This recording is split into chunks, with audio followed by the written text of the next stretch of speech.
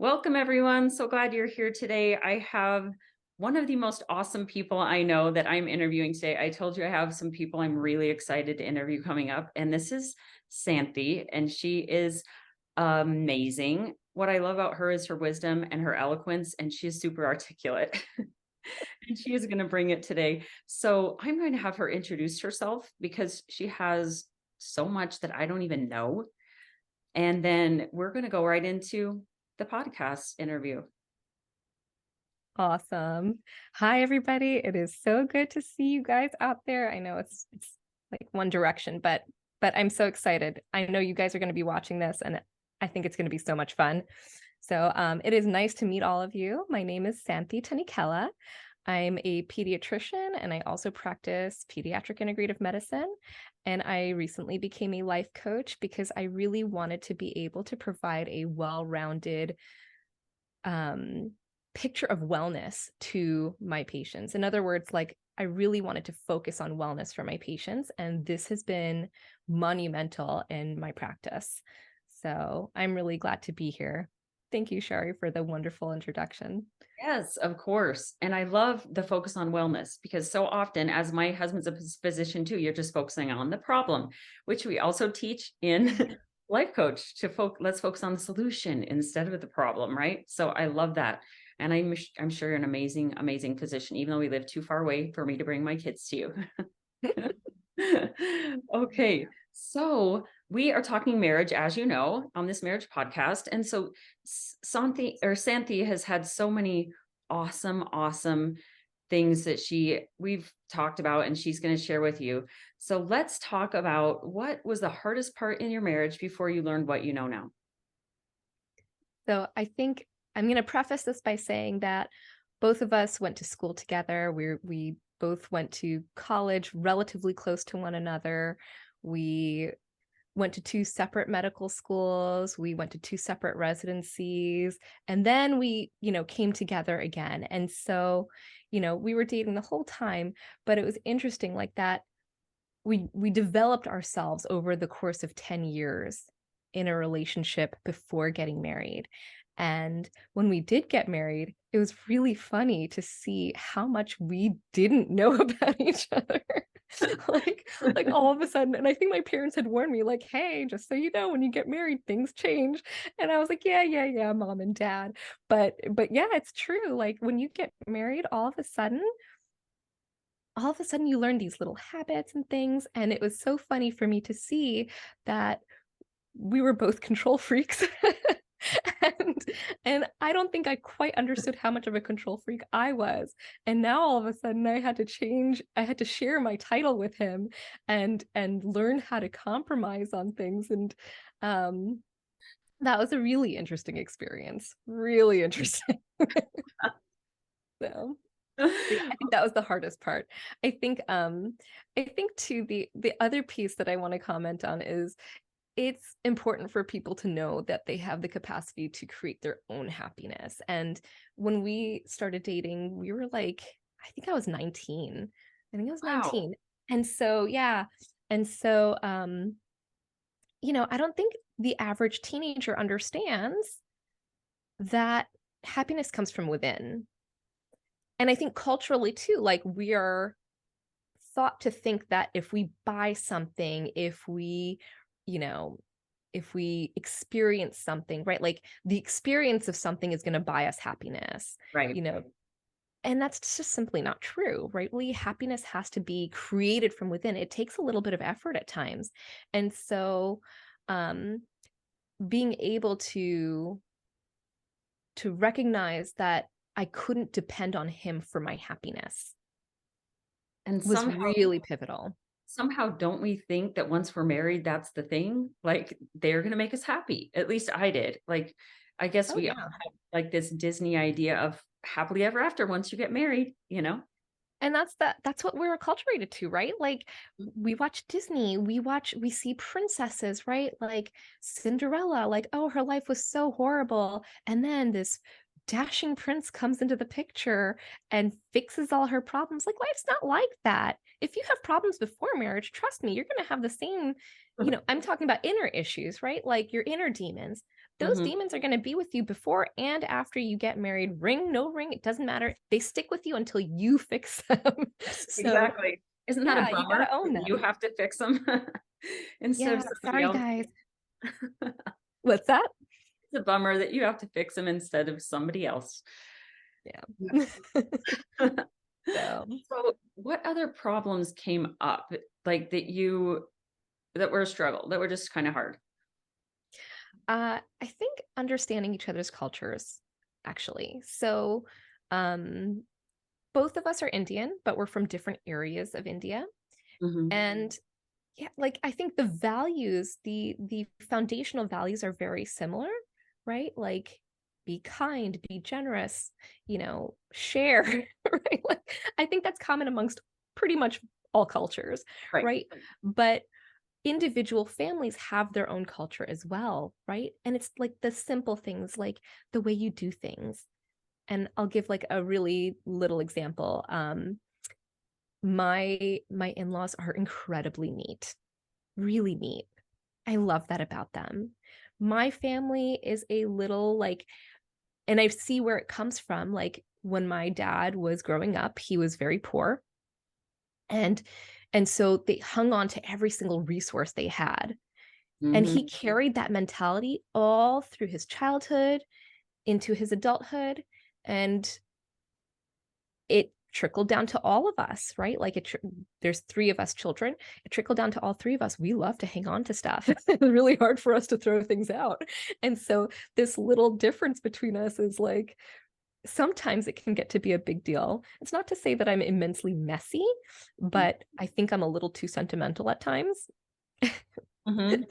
Like, oh, let's not throw away my son's first grade schoolwork at all. Like, perhaps, like after 6 grades of that, like, I think eventually I'm going to be like, it's time to throw stuff away. But in the moment, it's like, Xanthi, why is, there's stuff here. I'm like, I know, I can't get rid of it yet.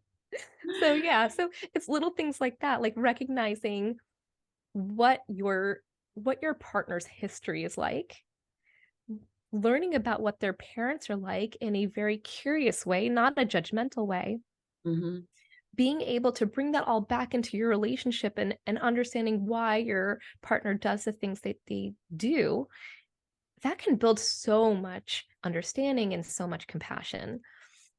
It also helps, it helps for the individual, right? Like to understand how these patterns from their parents have trickled down and created the current milieu of the relationship.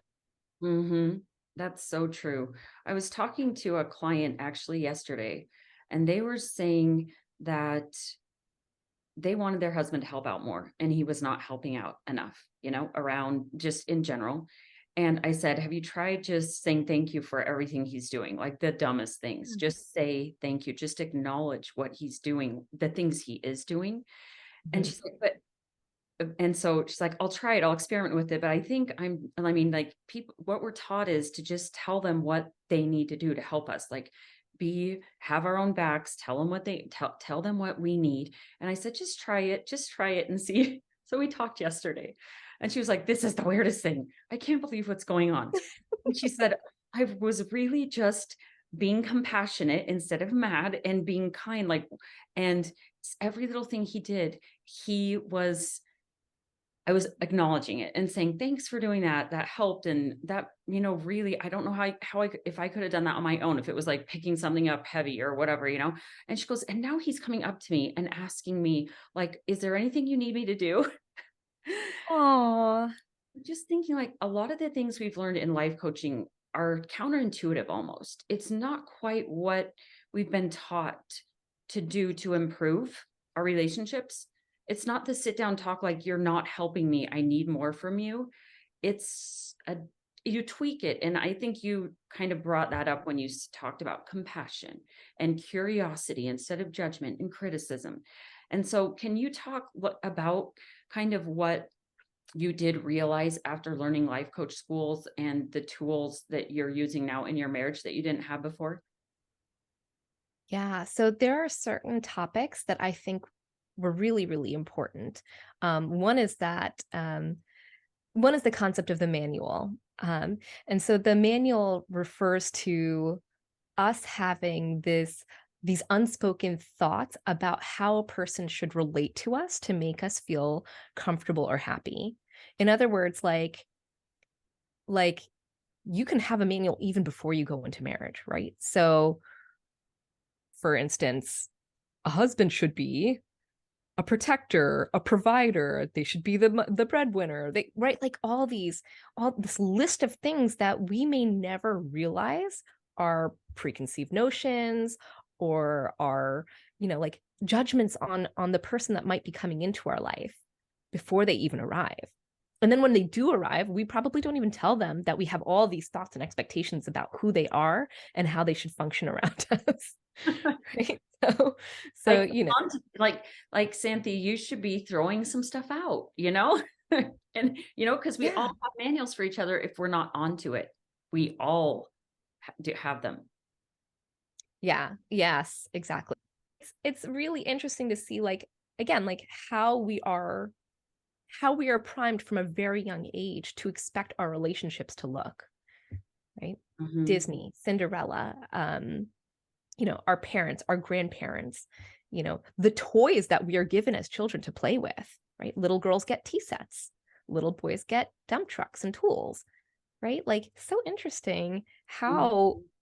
how we're all taught to relate to each other in relationships starting from infancy. Mhm. But I So, think that really what you learning, at least what I learned in life coaching school and what I learned from all the principles was the very best way to have an amazing marriage is to make your emotions all about you. And if you're angry at someone, that's on you. If you're grateful, it's on you. If you're sad, it's on you. If you're happy, it's on you. And so, however you choose to think about it is how you're going to feel in your marriage. So, I absolutely. had to do a lot of perception changes, whole belief system, not attitude, but I am going to think about this a whole new way, or I am not going to be happily married. I had to change how I was thinking about it. And those manuals have to change, or Yes. you cannot find peace in your marriage. If they were like my manuals, I don't know, maybe yours is like teeny thin, awesome, but mine was like this thick. I I think I'm not going to say that my manuals are teeny thin. I think definitely I've since doing coaching work, I've definitely decompressed them. I've been Mhm, a lot more open, and when it comes to expectations, I know that I can make requests, but if mhm, they follow through with the request, I know that that's their decision, right. right? Whether they agree or disagree or agree and then don't follow through, that is on them.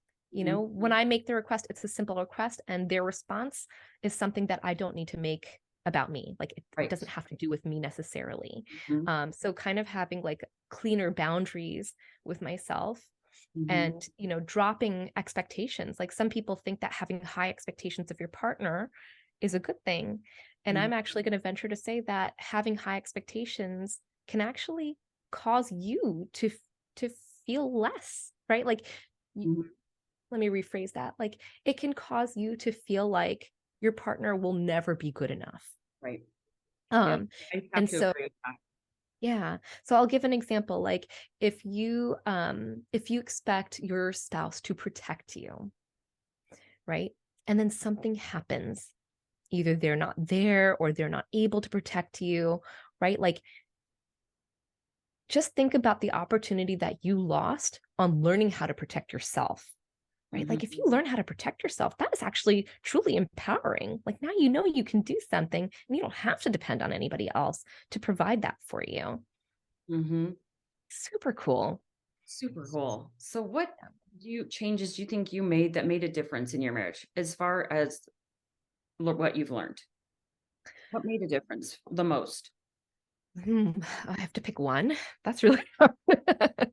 um, I think I think being able to communicate better has been the most impactful because I think too, being the type of person that I always want to look put together.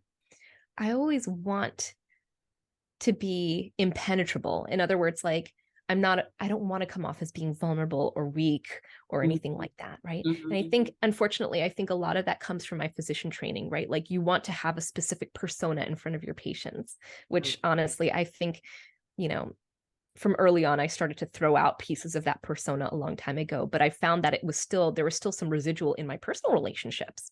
Mhm. Um, you know, I think being able to see what my own baggage was and how I was bringing that into my relationship, that awareness allowed me to pull it back out of the relationship so that our relationship was cleaner. I think I was able to hear his needs and perceive his needs more cleanly, and I was also able to express my needs more cleanly. And then Mhm. again, going back to that expectation, knowing that he doesn't have to carry the responsibility of meeting every need of mine, but Mhm. it is my responsibility to give voice to Right. what I need in order to function. And if I go ahead and meet my own need, that there's no judgment there from either of us. Right. I Right. was just gonna say, part of that, like, not caring if, well, not, it's not caring, but being okay if he doesn't do exactly what you needed him to do. I think with that goes, and not like holding harboring a lot of resentment and bad feelings when that does happen. I mean, that a work for you? Because that was a work for me. Just like, okay, it didn't happen and I did make the request, and I don't want to make it mean, like you say, anything about me, or start making it mean something about our relationship and him. And just, Mhm. did you do any of that stuff or that work? Yeah, yeah, and I can give like petty examples. Just to kind of illustrate the point, like if I wanted to make a fabulous dinner, but the toddler was tugging at me, and it's hard sometimes to cook when you have a toddler on you. I mean, my toddler climbs onto the counters. It's scary. And so recognizing that I needed the help, right? Can you watch her while I cook? Or can you help me cook? Right? Now I'm asking a request, but it is like I was the one who wanted to have a fabulous dinner. Right. So Right. being able to let go of the expectation of making a fabulous dinner, like, can I just make dinner? Hmm. Can we get takeout? Like, what do we, how do we make this easier and more enjoyable an experience? Right? Hmm. Like, I was letting go of what I hoped the result would look like Right. in order to be able to have a more fulfilling relationship with my family, my kids, and my husband, right? Like, it's not fun to be frustrated at your toddler, nor is it fun to be frustrated at someone you perceive isn't helpful. Right. Right. Yeah. So, how did your spouse act as you were changing and figuring this stuff out? And I guess realizing you had a manual, trying to like get back out of the being really controlling. Like, how did he respond to that, or what did that look like? I think the exciting thing was that, and I feel like we've gone through a lot of milestones in our lives together. I think as he was watching me recognize where I was having difficulties and how I was trying to um, overcome them, I think he was excited. I think he was excited for me, and I think he was also excited for himself because, um, I think we were both at a space where we were both ready to just grow, and we Right. were ready to grow together even more. So I think it was a beautiful thing. Like I don't think there was actually there was no conflict there when it came to me starting to do the coaching classes and then ultimately, you know, making it part of my life. Oh, that is awesome. So, when did you realize something was working? Was there an aha moment, or was it just slowly? Like, how did it look for you? Yeah, so when we would have little arguments about stuff, the arguments started to become fewer and farther between. The intensity and even the duration would Hmm. would lessen. And I think we both started to realize a little earlier in these conversations, like we begin to see the warning signs of when we as individuals were starting to get inflamed, right? Right. Like, uh-oh. Okay, Mhm. I realize in myself that if we keep going, Mhm. I'm gonna get ugly about this. Yes. So like for me to recognize that and then to own it, and then to be able to say, what, I'm just gonna step back from this. It doesn't mean that this topic isn't important, but I think I just need a few minutes to process it. Mm-hmm. um, that helped immensely, and again, it's being able to focus on what the goal is, right? Like, if Right. your goal is to fly off the handle and burn all your bridges and really let your anger out in a big way, Mhm. that's a very different goal from, I really am focused on the health of this relationship Right. and how I act as a result of that is going to support it. I Does that make had, sense? yes. Is that your thought you used? Because I used the thought, would I rather be right or happy? Because I always was Mm. right, of course, But was there a thought that was it that one that you, do I care more about the health of the relationship or about expressing how I'm feeling right now? Like, what was your thought? I mean, did you have a go-to when you were gonna, like, it was gonna go the wrong direction? I think my go-to was, is it worth it? Is it worth it? Okay. Is it Mm, worth it to talk? And it's not a matter of what the topic matter right. was. It doesn't The matter about, topic matter was important. right, it was. It was, is it worth it to talk about this when I'm feeling so Mhm. triggered by it or angry about it? Can I pull back and Mhm. still be able to use my words wisely and Mhm. in a way that will propel us forward rather than pulling us back? So would that look like you just saying, I need a minute and just maybe not even talk about it that day? Or what did it look like in real time? in real time in real time now, actually. So like we're Mm. probably, yeah, we started coaching about a year ago. Yeah. So I would say that probably 6 months, 5 months into learning about coaching and really integrating the concepts into my life, I think there were still moments where um I would really get super emotional. Mhm. And now it's like, I would get super emotional and then I'd revisit it, I would let it all out and then I Mhm. would revisit it later. Mhm. And that was fine for that time period. There's no judgment there. But now I think when I'm getting really upset about something, I'm able to catch myself in the Mhm. moment Mhm. and notice, like in my head, I'm almost telling myself, like, you're getting really emotionally invested in this. Mhm.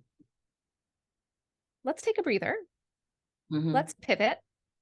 Let's find the right words to support your relationship, to be able to express that you understand Mhm. where my husband's coming from, Mhm. um and then to also allow for the space for me to express myself in a way that he can understand where I'm coming from, Mhm. right? So that it can be more of a conversation instead of like a full-blown argument. Right. Yeah.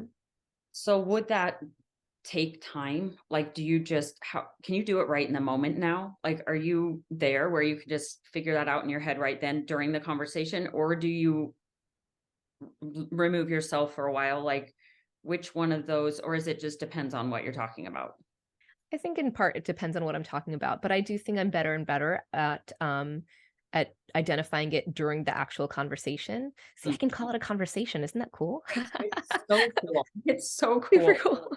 Yes. So I can recognize it during the conversation Mm. and and I soften. Like I Mhm. almost lean into it and it softens as opposed to like putting all the guards up, like I was so used to kind of Mhm. guarding my emotions and being able to allow myself to be me. Mhm. um I think that's really the end result, right? Like I'm able to be more of me in a relationship. That's what um I found too. yeah, It's a good feeling, isn't it? it is. Feel It like is. you're heard, but they're heard too, and you're being respectful and you're having integrity in the conversation, Yeah. like being who you want to be. Because it doesn't feel good to fly off and go like everyone has, and say things you wish you hadn't said and be like, that was harsh. Or maybe I'm the only one who has ever done that. But um, yeah. So what would you tell your past self if you could go back? To get coaching sooner. I mean, now we're we're about 20 years into our relationship, 10 years of marriage. I mean, yeah, I think about what we were like when we were kids. Kids. Right? Like, and I feel like, gosh, so much of that heartache was avoidable, you Yeah. know? Yeah. Um, but again, like I think too, being able to respect where we were at our individual times in our relationships, the stressors that were surrounding us outside of the relationship, um, Mhm. and being able to have compassion for that younger version of myself and the younger version of him, Mhm. I think that really there's nothing you can do to change the past ultimately, you know, but you can absolutely change your futures together. Mhm. So And I think you can look back at it with grace instead of judgment, like you just said. And you're so good at that. So you're just so good at that, Santi. thank So, you. um, how is your marriage different now? Did we already cover that pretty much? So I think we're just better at communicating, and I think we have a better understanding of each other's strengths and weaknesses, Mhm. and there's more willingness to help each other out where we can. And yeah, that appreciation that you mentioned earlier, like we acknowledge when the other is helping, right? Mhm. And we actually give voice to our appreciation as opposed to thinking that they are supposed to be doing everything that they're doing. Right. Like we're not taking each other for granted, perhaps the way we used to. I've seen that too in my marriage. In a huge way. So, for those struggling, they're listening to this podcast. Santi, what advice would you give them as far as what could they do? Is there anything small that they could start thinking about, or what would you tell them? I'd say being able to communicate from a place of honesty and vulnerability, even though it might be painful in the moment, may actually carry the most impact in your relationship and your ability to move forward. And also, recognizing that your partner's response may not always be exactly what you want it to be, and learning to be okay with that. Right. That's the kicker right there. Yeah. I Hmm. think one more piece of advice I would give is that again, like because of because of the way we've been taught to perceive marriages, like marriage isn't picture perfect. Excuse me. If you go in with the understanding that there are going to be bumps in the road, that helps you to set really realistic expectations for yourself and Hmm. for each other. Hmm. So know that there are going to be bumps in the road. Know that sometimes you're not going to be happy. Know that sometimes, you might be alone for a little bit with your kids and maybe they're unavailable, right? Like, right, don't expect everything to be amazing all the time. I think I think people really think like everything's going to be fixed when they go into a relationship. Hmm. Um so yeah, I think being able to be comfortable with oneself too, that's going to be really, really great. That's been huge for me, for sure. That all of them. But the last one you just said was so good. So I want you've come a long way, Santi. We've had conversations, you've come a long way, even in the past year. And so I want to know, what would you acknowledge yourself? What are you like proud of yourself that was hard to do that you did in this relationship that has made a difference? Yeah, compromising. Compromising, that's Yeah. hard, isn't it? Especially you're a strong-willed woman, you're strong-willed and you know what you want, which is awesome. Like those are your gifts too, right? They are. Yeah. Like I know what I want. I know what I want things to look like, and also recognizing that I am a perfectionist. Hmm. And that's not always a good thing, right? Like I think that got me by when I was younger. Like, oh, I got all hundreds on my spelling test. Like, no, like, look, we're not in second grade anymore. This is real life. Like, we're not expecting hundreds anymore. There are just some expectations of myself that I have to let go of in order to be able to feel self-love and self-compassion. And, in our relationship too, like there's two of us, right? Right. He comes in with all of that too. Like he wants to be the greatest he can be. Mhm. Um, so then, too, like when it comes to us coming together, that idea of compromise, like, hey, asking two control freaks to bend honestly can feel impossible at times, but it's absolutely doable, right? It's absolutely doable if each individual has that sense of awareness. Um, and honestly, if your partner's not willing to bend in every situation, then creating some fairness and taking turns for when one's going to bend and the other's going to bend, or recognizing like there are some things that are super important to my husband that are maybe lesser, they're of lesser importance to me. And I'm like, you know what? I'm just going to let you have it. Mhm. Enjoy, right? Like I will meet you there. Like Christmas cards. Like Yeah. he loves Christmas cards. Like creating a Christmas card this year was just so much fun, but it was so interesting to watch him. Like, and he's an inner artist. He is. Um, but he wants me to be there every second with him as we're creating the Christmas cards together. I'm like, I'm gonna let you have this. This is, and recognizing that maybe I wouldn't be as meticulous as him, Mhm. but that he is truly enjoying this moment. Mhm. And And what let would him it be have like it. if I I love was a wet blanket? Yeah, like love if that. I'm a wet blanket, like I'm like, where's the Christmas spirit, Santa? Like, like we're gonna enjoy this together, right? Like Yeah. I'm bending because we could have been done with this like an hour ago, but you know what? Let's have fun. Let's look through more pictures. Let's, Mhm. Mhm. whatever it is, right? Like so being willing to meet each other in a place that you guys can mutually decide on. I think there's so much beauty there. Mhm. There's So tons. much. And so much more joy and happiness in the relationship. Don't you think? Yeah. Yeah. Just on that compromise piece, it's awesome. Because we'll never ever get our own way all the time if it's going to be a happy marriage, you know? Right. It's Right. just that's impossible.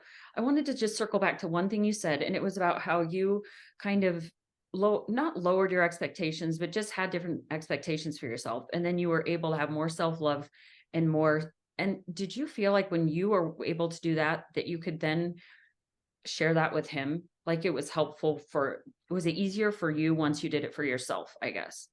Oh yeah. Don't you Yeah. think Because that sorry. happened? That's how I felt. So tell me what you were going to say before I interrupted you. Um, so I think both of us always knew I had perfectionistic qualities. um, and I think for him, there are certain things that he wants to do really, really well. Um, there are certain things that I want to do really, really well, right? And there are other things that I let go of. Like I mentioned, being sentimental and wanting to hang on to everything, right? Mhm. That is probably not a place where I'm a perfectionist. I just take everything and I keep it, Yep. right? So, but for him, right, and his family, like they're just so neat, right? Mhm. And so, that's his thing. So again, me being able to meet him and him being able to meet me and us just being able to say like, hey, look, this is my mess. It is in this area. It does Mhm. not touch you. It does not bother you. You do not see it. Mhm. So why would you, let that bother you, right? Like doesn't affect you in any way. Mhm. So its presence should not affect you if Mhm. it's not actually impeding your ability to live, Mhm. right? Mhm. Um and then likewise, like if there's something for him that he wants, um how do I rephrase this? If there's some sorry, it's that was the example for him. For me, if there's something of him that I want, right? Mhm. Like I'm the type of person who never sits. I'm always doing. And so sometimes I find myself getting annoyed if I catch him relaxing. Yeah. And I Yeah. have to say to myself, I'm like, how silly of me to judge that. Mhm. I should relax. Wow. Huh. Wow. That's Interesting. really awesome. That's Right? an Like I should relax. Like I deserve to relax. And Mhm. he deserves to relax too. Mhm. So how do I make my agenda easier for me so I can create space for us to relax together? Whoa, crazy concept. you Totally know, crazy. but Oh, this has been so good, Santi. Thank you so much for sharing with us today. It's just excellent. I love every chance I get to talk with you. And so thank you so much. thank you so much for having me, Charlotte. This was so much fun. All right. Well, is there a way that the listeners, anyone who wants to find you, can find you online, or how do we find you? Yeah. So my website is iamwellmd.com. So am as in Mary, WELL, M as in Mary, D as in dog.com. And my email address is very similar. It's iamwellmd@gmail.com. And just as a preface, so I Am Well MD is actually it's actually short for the name of my business, which is Integrative Approaches to Mastering Wellness. So if you're interested in getting support on wellness, I'm so happy to be able to help. All And if right. you're interested in marriage support, Shari is so your person. Thanks so much. It's been awesome. You're the best. Likewise. All Thank you so right. much. All right. We'll see ya. Have a great day.